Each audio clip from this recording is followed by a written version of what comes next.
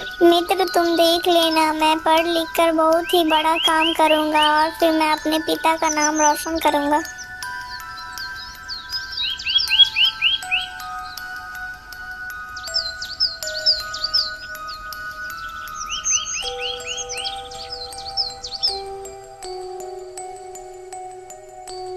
बेटा, अब तुम उठ जाओ, सुबह हो गई है, नहीं तो तुम स्कूल के लिए देर हो जाओगे। मैं अब काम पे जा रहा हूँ और तुम आराम से खाना खाकर स्कूल चले जाना। हाँ हाँ पिताजी, मैं स्कूल समय से चला जाऊंगा। इतना सुनकर उसके पिता काम के लिए निकल जाते हैं।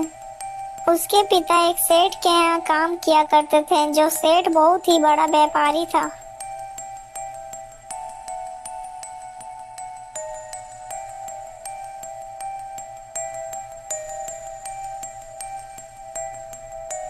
सेठ जी, मुझे कुछ पैसे दे दीजिए, आज मेरी तबीयत कुछ ठीक नहीं लग रही है। मैं दवाई लाकर खा लूं, फिर काम कर लूंगा।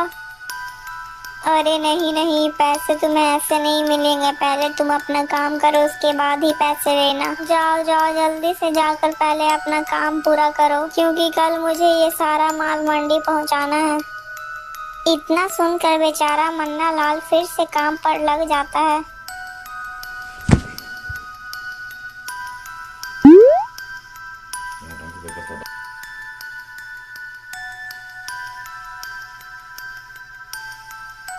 अरे रमेश बेटा, जल्दी चलो, तुम्हारे पिता बोरी लेकर गिर पड़े हैं।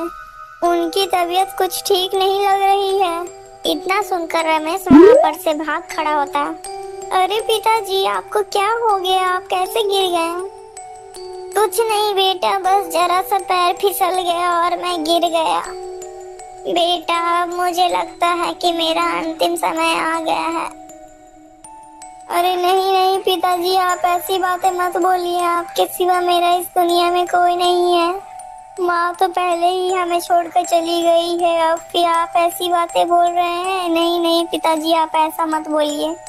बेटा, मुझे माफ कर देना, मैं तेरा बड़ा घर बनाने का सपना पूरा नहीं कर सका।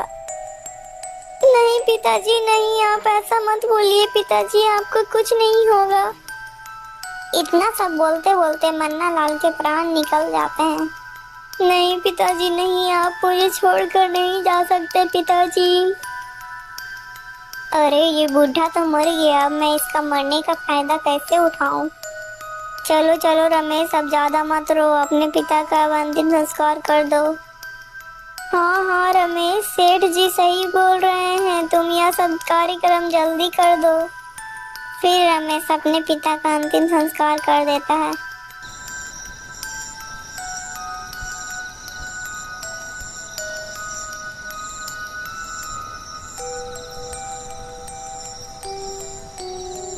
पिताजी, आप तो मुझे छोड़कर चले गए, लेकिन अब मैं पढ़ाई कैसे करूँगा? और अगर पढ़ाई करूँगा तो खाऊंगा कैसे? नहीं नहीं, अब मैं इस सेठ के पास कल से काम पर लग जाता हूँ और पढ़ाई खाली समय में कर लूंगा।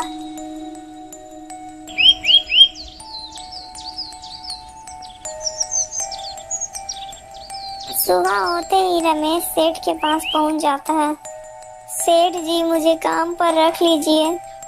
हाँ हाँ, क्यों नहीं रमेश, जाओ और कल्लू दादा के साथ जाकर काम करो। रमेश जाता है और काम पर लग जाता है। इसी प्रकार कुछ दिन बीत जाते हैं। सेठ जी, मुझे आपके यहाँ काम किए पूरे 1 महीने हो चुका है, अब आप मुझे 1 महीने के पैसे दे दीजिए। अरे कैसे पैसे, और तू किस बात के पैसे मांग रहा है? सेठ जी, आप ये कैसी बातें कर रहे हैं? मैं अपने मेहनत के पैसे मांग रहा हूँ, जो मैंने आपके यहाँ काम किया उसके पैसे। लेकिन मैंने उसके पैसे तो मैंने पहले ही तेरे बाप को कर्ज के रूप में दे चुका हूँ। लेकिन सेठ जी, मेरे पिता ने तो कभी भी कर्ज नहीं लिया है। यदि वो वैसा करते तो मुझे जरूर बताते। मुझसे बहस करता है? चल जा, जंगल से लकड़ियां लेकर आ। जब तक तेरे पिता के कर्ज के पैसे नहीं चुक जाते, मैं तुम्हें यहाँ से कहीं नहीं जाने दूंगा और तुम्हें एक भी पैसा नहीं मिलेगा सिवाय एक वक्त खाने के। वह सेठ मन्ना लाल के मरने का फायदा उठाना चाहता था, जबकि मन्ना लाल ने कभी कोई कर्ज नहीं लिया था। बेचारा रमेश बिना कुछ बोले एक कुल्हाड़ी उठाता है और जंगल की ओर निकल पड़ता है। रमेश चलते चलते जंगल में पहुंच जाता है और वो एक पेड़ के नीचे बैठ जाता है। पिताजी, आप मुझे अकेला छोड़कर क्यों चले गए? पिताजी, आप मुझे भी अपने साथ ले जाते। पिताजी, यह दुनिया बहुत खराब है। इतना कहकर रमेश उस पेड़ के नीचे ही रोने लगता है। जिस पेड़ के नीचे रमेश रो रहा था, उसी पेड़ पर एक अच्छा भूत रहा करता था। अरे, रोने की आवाज कहाँ से आ रही है? कौन रो रहा है? मुझे चलकर देखना चाहिए।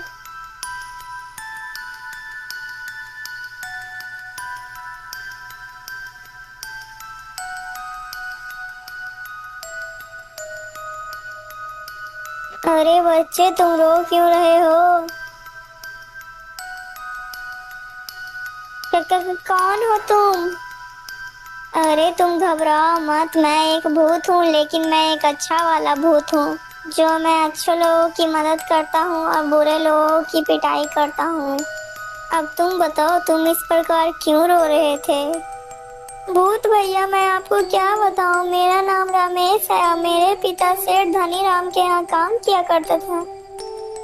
इस प्रकार रमेश भूत को सारी कहानी सुना देता है, जिसके कारण भूत को सेठ पर बहुत अधिक गुस्सा आता है। तुम घबराओ मत रमेश, मैं आज उस सेठ को जिंदा नहीं छोड़ूंगा और मैं आज ही उसे मार डालूंगा। नहीं नहीं भूत भैया, आप उस सेठ को मत मारना, बस आप उसे सबक सिखाकर छोड़ देना। ठीक है रमेश, यदि तुम्हारी यही इच्छा है तो मैं ऐसा ही करूंगा। तुम मेरी बात ध्यान से सुनो।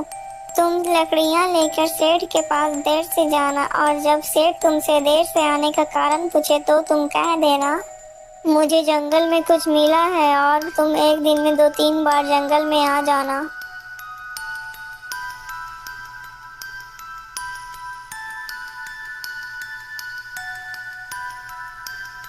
रमेश ने सारा काम भूत के कहे अनुसार ही किया।